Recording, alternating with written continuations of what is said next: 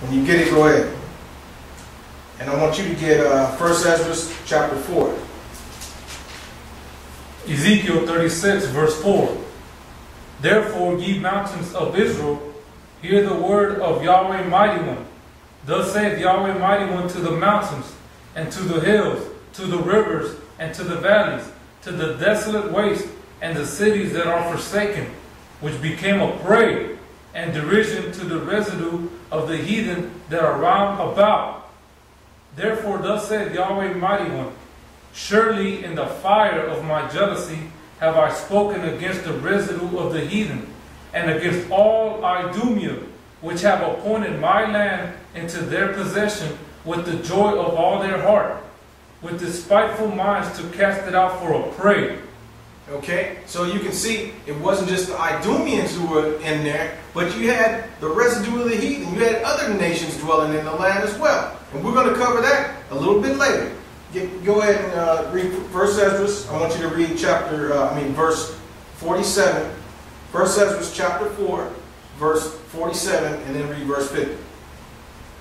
Then Darius the king stood up and kissed him, and wrote letters for him unto all the treasurers and lieutenants and captains and governors, that they should safely convey on their way both him and all those that go up with him to build Jerusalem.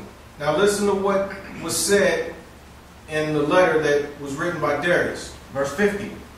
And that all the country which they hold should be free without tribute, and that the Edomites should give over the villages of the Jews which then they held. Okay, so you can see there were Edomites still dwelling in the land after the Babylonian captivity. Okay, so we're going to continue on in the book of Obadiah. You've just got verse 4 broken down properly for you. There's no questions about the breakdown right there. So go ahead and start at verse 5. Verse 5. If thieves came to thee, if robbers by night, how art thou cut off? Would they not have stolen till they had enough? If the grape gatherers came to thee, would they not leave some grapes? How are the things of Esau searched out? How are his hidden things sought up? All the men of thy confederacy have brought thee even to the border. That word border means territory. Okay, if you look that up, it means territory. It doesn't just mean border, but it means territory. Read on. The men that were at peace with thee have deceived thee and prevailed against thee.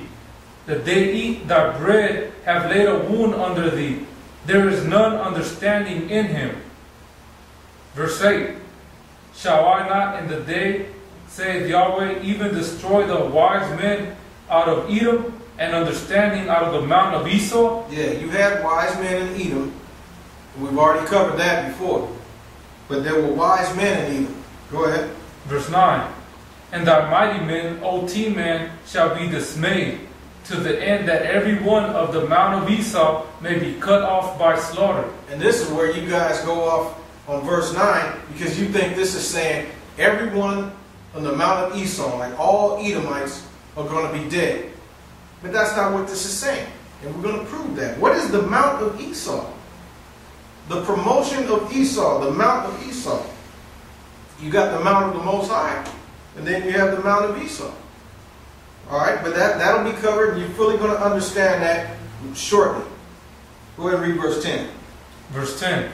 For thy violence against thy brother Jacob, shame shall cover thee, and though shalt thou be cut off forever.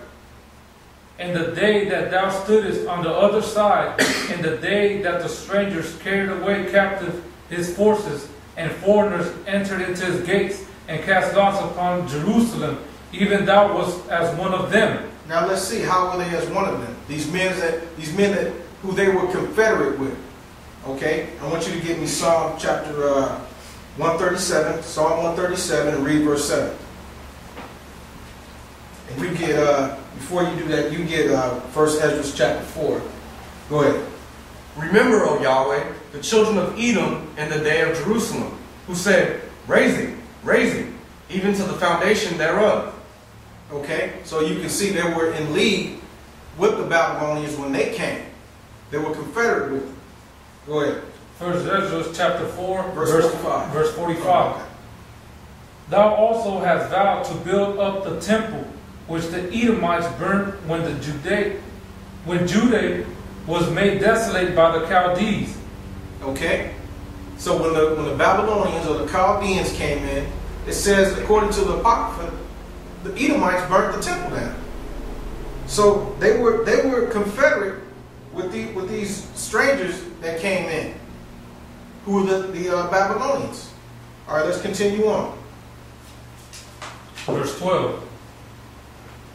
But thou shouldest not have looked on the day of thy brother in the day that he became a stranger, neither shouldest thou have rejoiced over the children of Judah in the day of their destruction, neither shouldest thou have spoken proudly in the day of distress. Go ahead.